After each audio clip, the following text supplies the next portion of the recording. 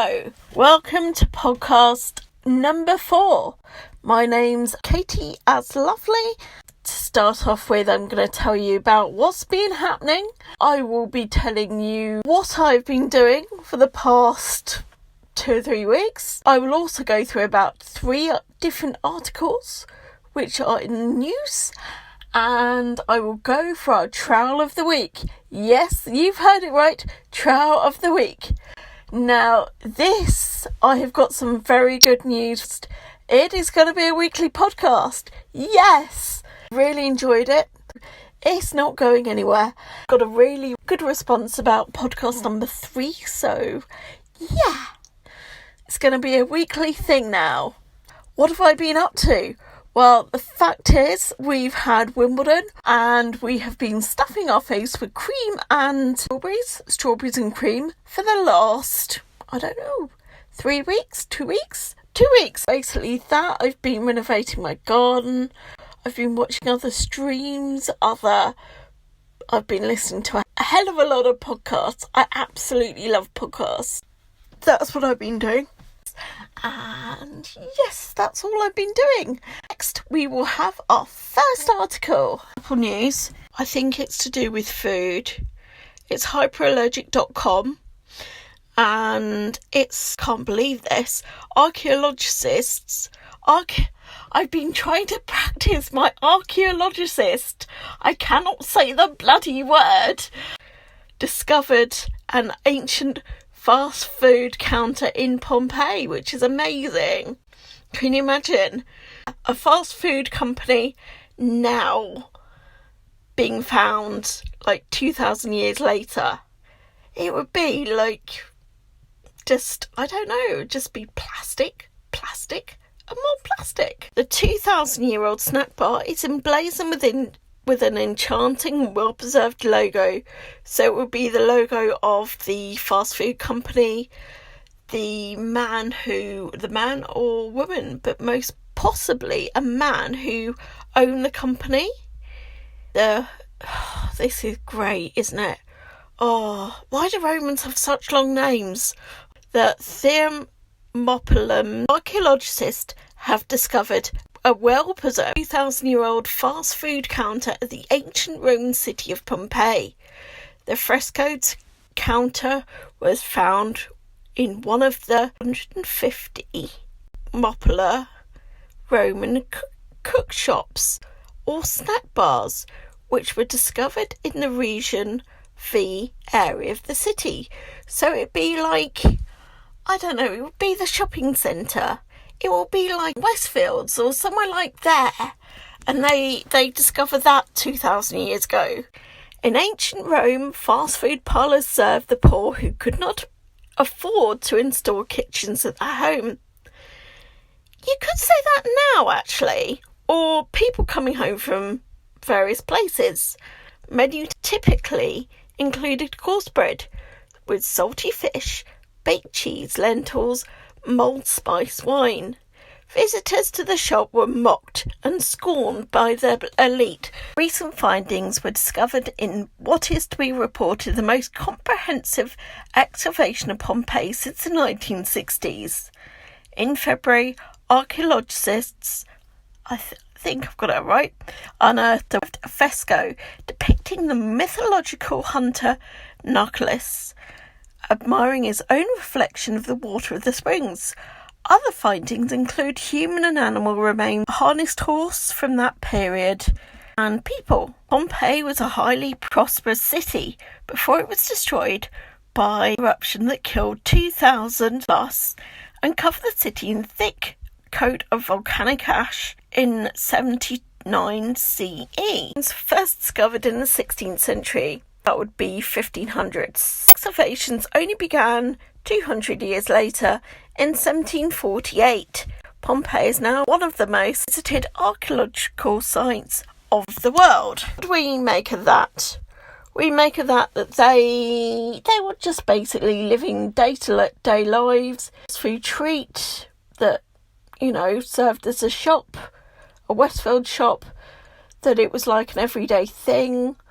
People ate at fast food restaurants very much. very much like they do today. Article 2. The headline reads, Waterloo Hospital site to be dug up by team including UK veterans. Archaeological dig will be first at building where thousands of Wellington men were treated.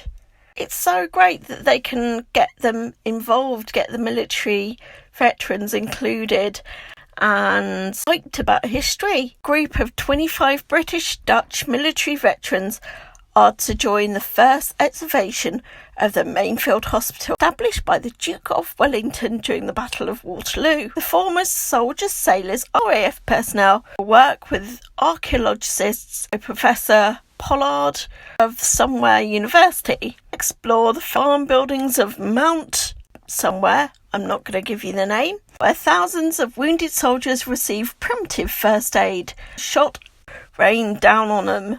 Can you imagine? That must have been horrible. And they go on about the soldiers themselves, where they've been basically.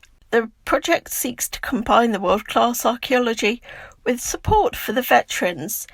In 2015, the charity's excavation of a battle site at blah-de-blah and blah-de-blah. The charity's called Waterloo Uncovered. It was founded by the two Coldstream Guards officers Charles Fortenay and Mark Evans, which I think they are amazing to do this. Mont became a place of suffering and endurance.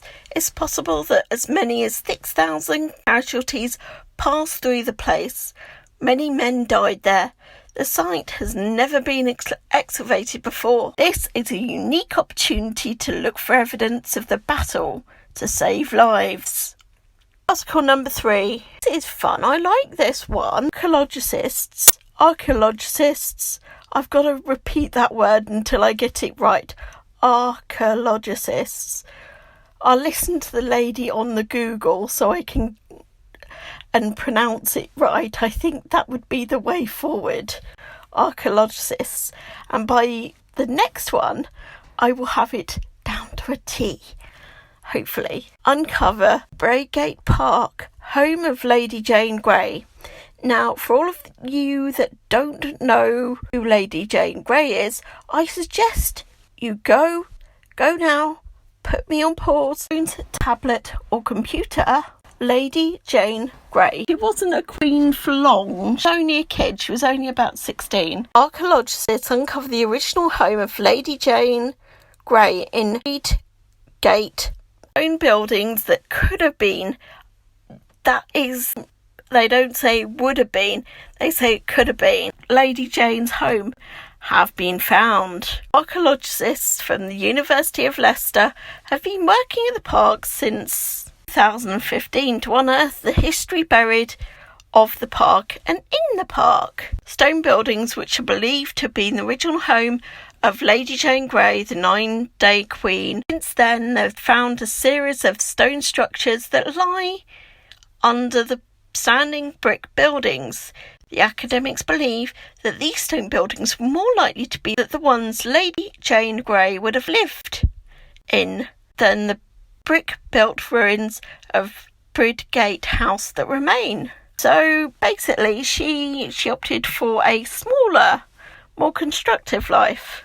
Braygate House is such an iconic site.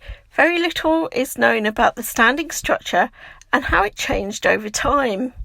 Our evidence suggests that this would have been home to one Lady Jane Grey, and Lady Jane Grey would have recognised it. And it may look very different to what we see today. No sugar, Sherlock. It wouldn't have been a massive pile of stones. I mean, come on. This year marks the 5th season of the work as part of the Braygate Park Field School, a 5-year programme of research. Our 5th season of excavations will help us better to understand the changing appearance of Braygate House. We are focusing attention on the series of stone structures that underlie the standing brick buildings. We will be trying to date their construction and when they were demolished to make way for the current structures. So basically, there's a house there, but there was an even earlier house beforehand.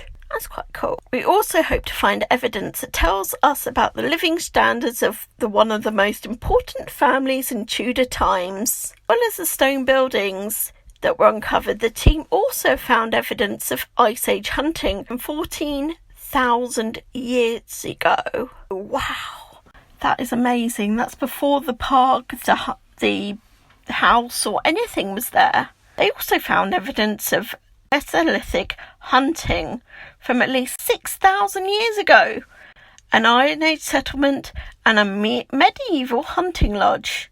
Oh, that looks lovely. We are proud to be guardians of the house. Despite having only been Queen of England for only 9 days, Lady Jane Grey is a character who continues to fascinate and enchant people today.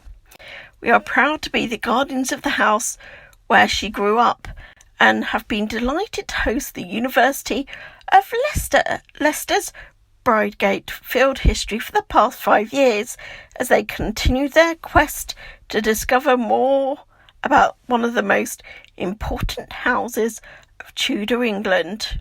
It's in the era of Hampton Court, but this one didn't get the maintenance, didn't get the people, and literally fell and crumbled to ruins, which is why it's like it is today.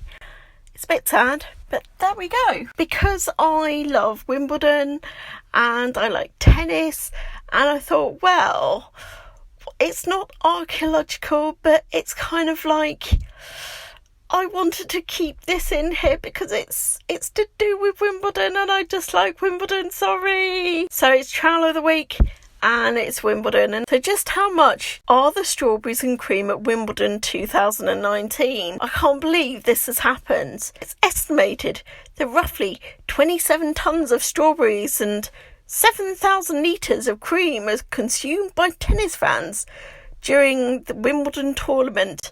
Now, I had a dream after reading this and being submerged in 2 weeks full of tennis, submerged into tennis for like 13-14 days. We watch every year. Everything stops, literally everything stops. Anyway, I had this dream where I was in a swimming pool. I was going do. Yes, I was in my swimming costume. Do not think rudely about me.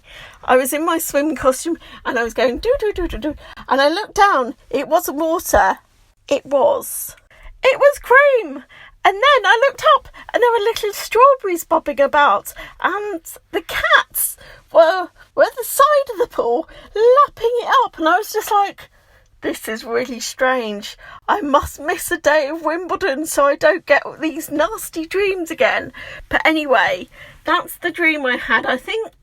And this was it was by week 2 that I was having these dreams, because I'd had so much Wimbledon. I had the app for Wimbledon. I'd watched literally all of Wimbledon. So we shall go to the article. Estimated that roughly 27 tonnes of strawberries and 7,000 litres of cream, yummy, are consumed by tennis fans during Wimbledon tournament. Well, the issue of obtaining strawberries and cream of Wimbledon is one to be taken very seriously indeed. Indeed it is. Here's what you need to know about how much the tasty summer snack costs you at Wimbledon and where you need to go to get your hands on them. How much are strawberries and cream at Wimbledon?